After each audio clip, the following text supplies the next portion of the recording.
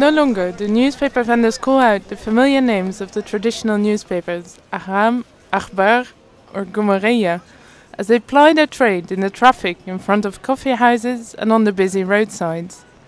Recently, new names of privately owned newspapers have entered vendors' repertoires, displacing the long-established ones. The terms independent journalism and independent newspapers are used interchangeably to describe the free press phenomenon, which began with the publication of the Dustur newspaper. This publication was soon closed down due to a conflict of interest with an Egyptian tycoon of the time, and republished 7 years later. جريدة الدستور بدأت سنة 1995 وكان جورنال مستقل بس كان بيصدر برخصة من قبرص. من 2005 دلوقتي عمر ما كان عندنا حاجة اسمها سقف أحمر، ما عندناش خطوط حمراء، ما عندناش أسقف، ما عندناش الكلام ده كله. من 2005 إلى الآن تعرض سواء الصحفيين في الجورنال أو كده تعرضنا لحملة تضييق وخصوصا في مجال الإعلانات. يعني دلوقتي في إعلانات في الجورنال بعد الثورة بقى إعلانات في الجورنال، بس قبل كده الجورنال ما كانش بيجيب إعلانات، كل رجال الأعمال اللي كانوا بيشتغلوا سواء في الأعمال التجارية أو ما شابه كانوا بيقلقوا جدا إن هم يدوا أي إعلانات لجريدة الدستور. Egypt then witnessed the first two independent daily newspapers, Al-Masri al-Yawm and Nahdeb Masr, which captured national attention by competing with the established daily newspapers. Because these independent newspapers succeeded in offering readers a realistic medium of freedom of expression and challenging accepted dogmas, they became threatened and targeted. Such is the status even after January 25th, indicating that the revolution did not reach the ranks of the press. Independent journalists continue to be the target of repressive practices, in addition to being shortchanged of their material and moral rights, especially when covering post-January 25th events, particularly in the Tahrir Square area.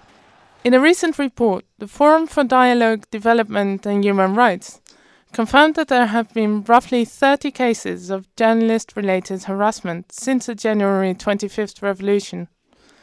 According to the report, the percentage of attacks is broken down as follows: 68% on journalists, 26% on media figures, and 6% on photographers.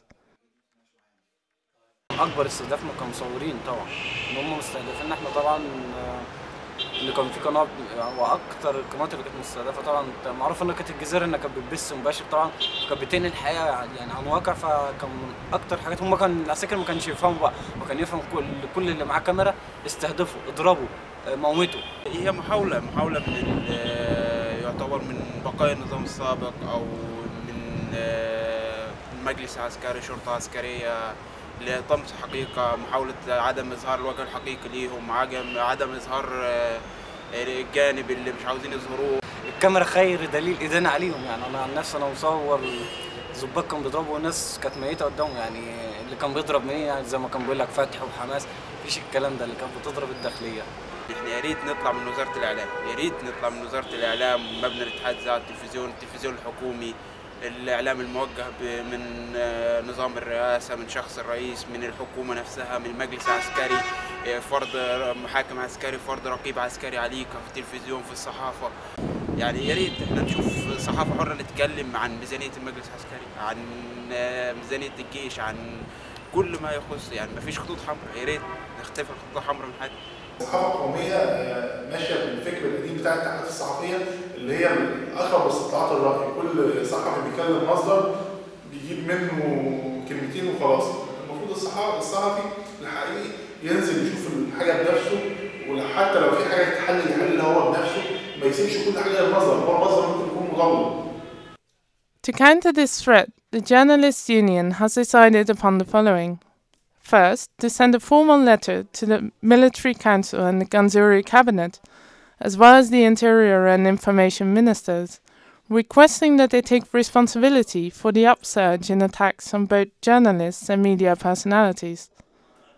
Second, the Union has agreed to document physical harassment of journalists by military police, demanding protection of journalists and media personalities in their line of duty, and putting a stop to their persecution.